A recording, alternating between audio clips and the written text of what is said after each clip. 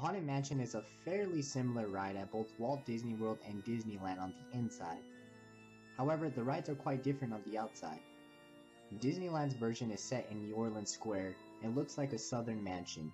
Disney World's version is in Liberty Square and matches its colonial architecture style with dark brick and small windows. Now there's something that Disneyland's Haunted Mansion has that Disney World's Haunted Mansion doesn't. Disneyland's version gets a special holiday overlay based on the movie The Nightmare Before Christmas. Disney fans are quite split on this. I have to say, I was skeptic the first few years, but now I really enjoy and look forward to the holiday version of the classic Disney ride. Disney World's Haunted Mansion stays the same all year round. There's nothing wrong with that at all, it's just kinda cool that Disneyland changes it up a little bit during the holidays to kinda add a new experience for their fans. Next up we have Space Mountain. The two versions of Space Mountain in Walt Disney World and Disneyland feel quite different because of the differences in seating configuration. While riders sit next to one another on the Disneyland ride, they sit bobsled style on the Disney World version.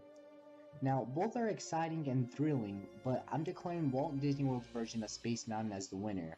Why? Because I find that Space Mountain at Disney World to be much darker, which adds a little bit more of a thrill.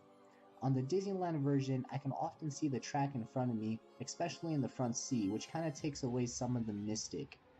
However, I will add that it is cool that you get to sit next to each other in the Disneyland version, but other than that, overall, I'm going to declare Walt Disney World Space Mountain to be a little bit cooler than Disneyland's version.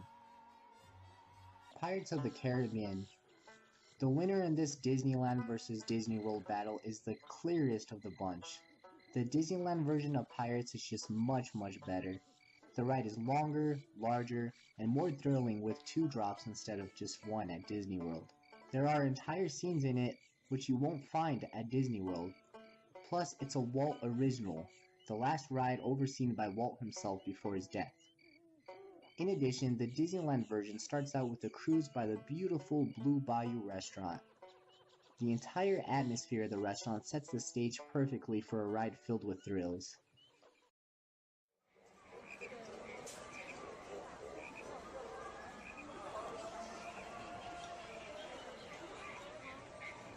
Peter Pan.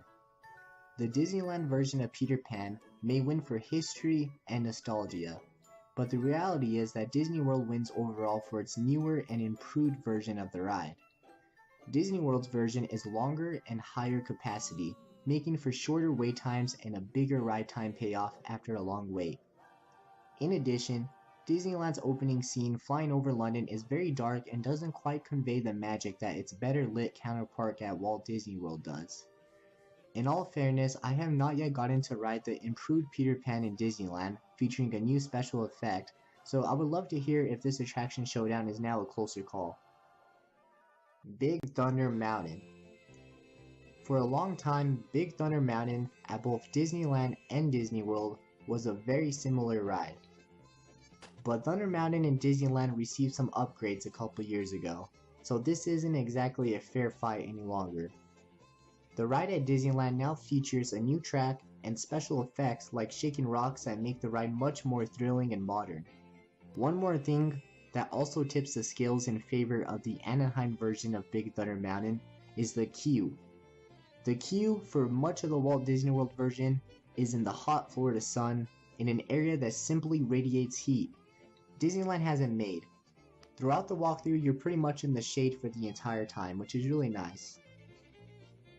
Next up we have Splash Mountain. This is my personally favorite ride in both Disney parks. Now with Splash Mountain, it's very similar with Space Mountain in Disney World. The seating configuration of Splash Mountain is 2 seaters, while in Disneyland it is only 1. Even though Disneyland has a steeper final drop at the end of the ride, I'm still gonna go ahead and declare Walt Disney World's version the winner because of 1, the superior animatronics on the ride.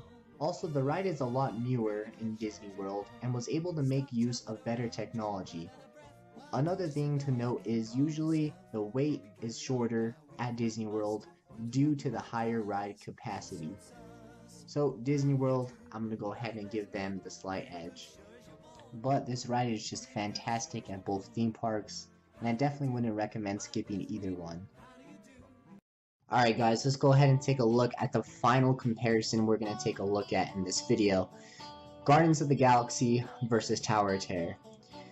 Disneyland's Guardians of the Galaxy and Disney World's Tower of Terror are basically the same ride.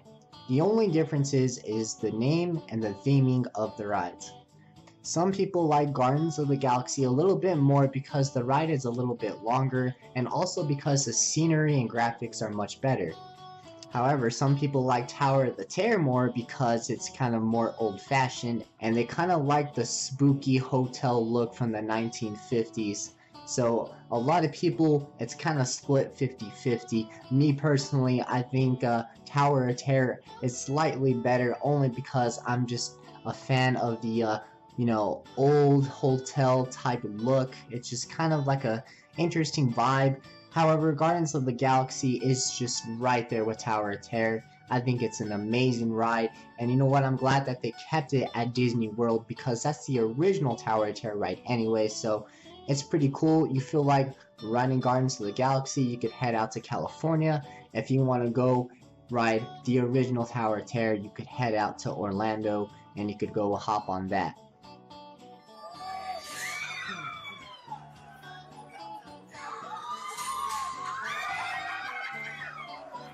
As you can see, this battle pretty much ends in a draw. Disneyland and Disney World both have an equal share of superior visions of certain attractions. You'll just have to visit both parks to experience them for yourself. Which is superior? The debate continues. Honestly, it's personal preference, which rides you like better. I hope you guys enjoyed today's video, and if you did, please give it a thumbs up. Let me know in the comments below what your favorite Disneyland or Disney World attractions are. So, until next time, this has been Dylan from Disney Enchantment, and goodbye.